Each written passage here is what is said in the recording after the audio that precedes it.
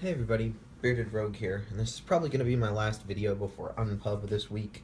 Um, I wanted to do another update on my Taco Trucks game because I've made a lot of progress on it. I'm now officially calling this one 18 Tex-Mex. The possibility of splitting it into two games had come up, one that was heavier and one that was lighter, but I think I found a decent compromise that's going to let me keep it as one game instead of having to split development. So I want to go over what's changed since the last time I was on video. So the first thing that's changed is the board. As you can see, it's now much prettier. In addition, I went ahead and actually made a recessed board, and then made tiles for the demand tokens. I was having a lot of problems playing it in public.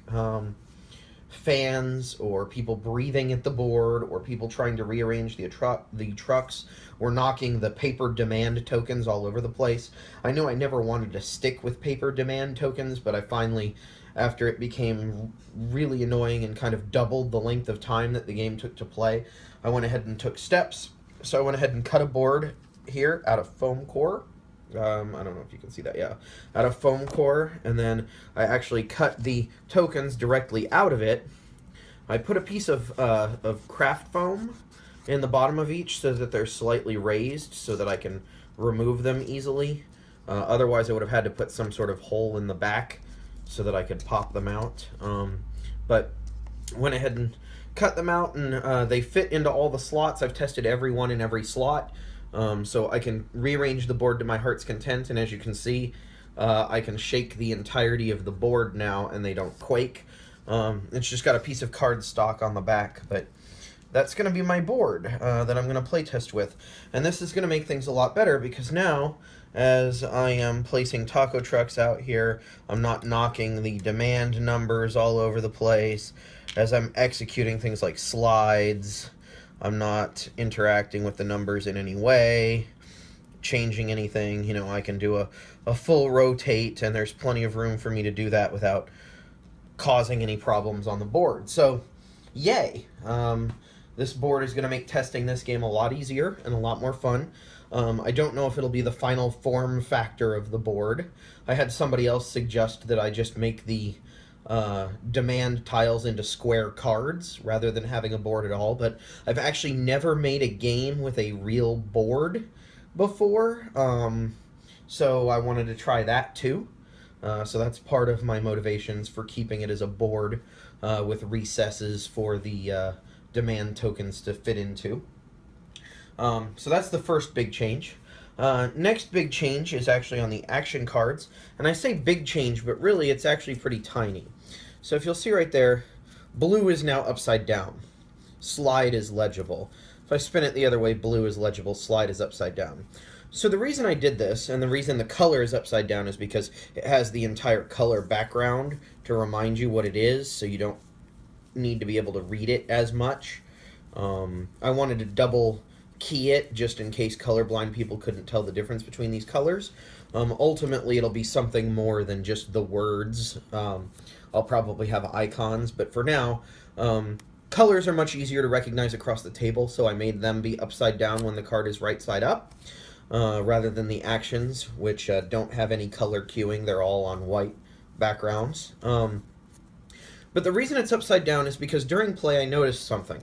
Players would play their card in front of them, like so, and then they would always orient it so that the action that they did was closest to them. And under the old setup, that meant that if they used one of the bottom actions, the whole card was upside down for them, or the blue, if they used the color, then the whole card was upside down for them and everybody else could read it, but they couldn't. If they used the action, the whole card was right side up, but the other person couldn't see what it was they were using. So now, with this setup, the part that I use will be oriented towards me so I can read it, and the part that I didn't use will face everybody else at the table so that they can actually see what their option is. This will make it much easier for the player who comes after me to identify which half of the ability I used and which I didn't, which will actually make the game process a little bit faster. Not that it was taking very long. We managed to play a entire game of it in about 30 minutes, 45 with setup and rules explanation. Not too bad considering it was in a much fiddlier state than it is now. But this means that I can always have a visual clue on the table as to what I played and what the next person gains access to. So if I use the color, I can know that I used the color and everybody else has access to the action and vice versa. I think this is going to overall help the flow of the game and make it easier to keep track of how what everybody's doing and how everything plays. The next thing that changed is the scoring. It's still all about the most money. Whoever has the most money at the end wins. However, the stocks now at the bottom of all of them have a cost. So you can see right now 1 is the top stock. And all of them actually scale up. So the first stock only costs you 1, second stock costs you 3, then 5, then 7, then 9. As you move through it. There are 5 stocks of each variety, 5 stocks total of each variety, and they go up over time. So, what does that mean? Well, it means a couple of things. One, the simultaneous reveal portion of stock is gone from the game right now. Instead, you purchase stock. Everybody knows what you have.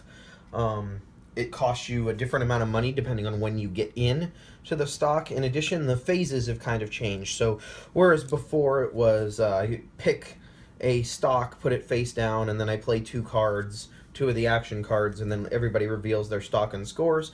Now it's I play an action card, I choose a stock to purchase if I wish to purchase one, buy it, put it in front of me, play another one of these, buy a stock, put it in front of me, and then score. So after every 2 rounds around the table, everybody will play 2 cards, take 2 actions, one of theirs and one of the player before them in turn order, and then you'll buy 2 stocks. What this does is it means that you're actually investing, and you can invest heavier in a company if you really care about it. If you have a whole bunch of green cards and feel that you can manipulate green's prices better than anybody else, you may want to invest heavily in green stock. Or if nobody else has invested in the one that you've invested in, and you can look at the board and see that you can claim some pretty decent returns on it, investing double in it isn't bad. So now, how do the stocks pay out? Well, used to be you would get all of the money that the stock makes on the scoring round, put it in a pot, and then divide it evenly amongst everybody who had stock. That involved lots of division, it involved lots of extra steps, and it had the unfortunate side effect of making it so that if somebody went unopposed in a stock, like say I was the only person that invested in green, there was a good chance I was going to win. Not necessarily because of my positioning on the board, but because my stock was the only one that wasn't being divided between multiple people. And that caused a lot of games wherein it really was determined by, like, we could just look and see, so who has a stock that is unopposed? You're winning. Or if there were multiple players who had stocks unopposed, which one of those stocks made more money? You're the person that won. So it was somewhat anticlimactic. So this way has created a much more dynamic environment and forced you to put some skin in the game. If you want to piggyback off of what black, the player who's invested in black stock is doing, you can. It'll cost you a little bit more to get into the game. But once you're in the game, you're both going to make the same amount of money. So, right now, if I was the only person with a black stock, for example, we would go ahead and add the value of both of the black taco trucks that are on the board. And again, taco trucks score based on their highest demand value that they're adjacent to. So this guy would score 3, this guy would score 4, for a total of 7. So anybody with a black stock would get 7 money for each black stock that they played, or that they owned. So 7 money for me. And if somebody else had a black stock, they'd also get 7 money. If I had 2 black stock, I'd get 14 money, and so on and so forth. This has created a very interesting dynamic where some people will team up on some stocks and then fight each other on others.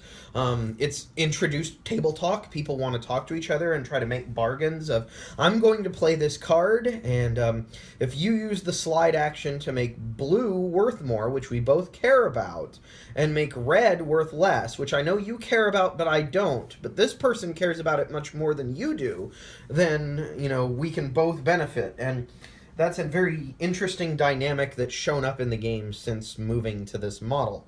I have a ton of money.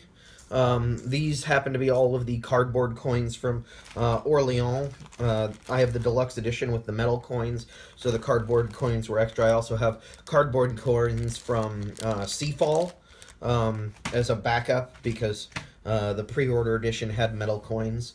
I haven't figured out exactly how much money the game needs yet. And that's something that I'm somewhat concerned about, is that the money totals will really up the component cost. But right now, it is 6 colors of trucks, 4 trucks in each color. It is 5 stock cards for each stock. It is a total of 24 cards for the action deck. So it's 54 cards, 1 board, 15 demand tokens, 24 taco trucks, 1 first player marker, and then however much money we end up needing. And I know that I can shrink the overall number of pieces of money needed if I change the denominations. And we haven't had anybody score over 100, so I think if we went, because right now I only have 1s, 5s, and 10s, I think if we added 25s or 50s, we would basically be covered. But it is an interesting thing to note that that's kind of the component that isn't figured out yet, even though it's the end condition of the game. I'll have to start seeing where scores are to start figuring out how much money I need so that I can make sure that I have enough on hand. But that's the newest version of taco trucks. 18 Tex-Mex. I need to get used to calling it that. I just think of it as taco trucks because it's still where the inspiration originally came from. The 18 Tex-Mex thing is actually a bit of a joke for those who aren't getting it. There is a style of board game, train game, that is called 18XX. XX being different year numbers. Each version of this game has a different year that it is.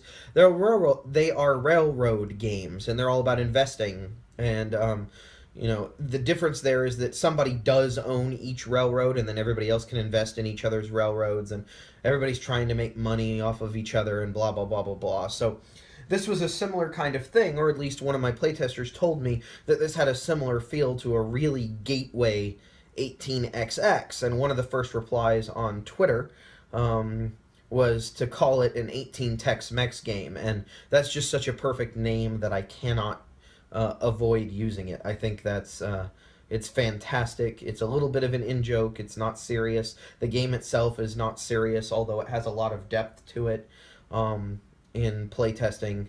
The fact that the demand tiles change every game really alters the strategies quite a bit. Where you want to be on the board, how you want to manipulate things with rotates and slides and swaps, and I'm really happy with how it's progressed and how quickly it's come along, and I feel that each iteration has improved upon the last, which is always your goal as a designer. So I'm hoping to keep doing that. But this is the version that I am bringing with me to UnPub that I would love to test with anybody and everybody who's interested in playing. I have not worked out the player scaling for it yet. Right now, this is the 4-player game.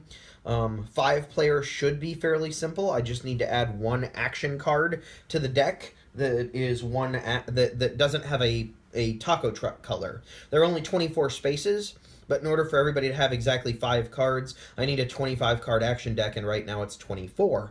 So one that is a action will basically solve that problem, and that's probably how I'm going to do 5-player scaling. 3-player scaling is also quite doable, even with the existing action deck.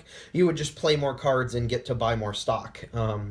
So I think 3 to 5 is what I'm shooting for right now. 6 is potentially possible with the number of cards. However, each person would only get to play 4 cards, which may not be satisfying.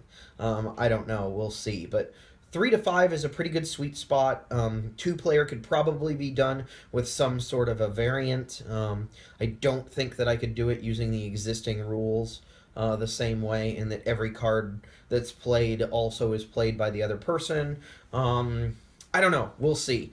2 player may take a little bit longer to figure out, but I think 3, 4, and 5 are pretty easy. 5, I just need to add 1 card to the game, and I think I'm covered. But that's 18 Tex-Mex for now, guys. I hope to see you at UnPub, and I hope that I get a chance to run this through a gamut of testing and see what needs to iterate on it next. Either way, I'm really happy with it, and I'm really proud that I was able to make a foam core board as anti-arts and craftsy as I am. But that's it for now, guys. I'm going to let you go, and I will see you at UnPub. Bearded Rogue, out.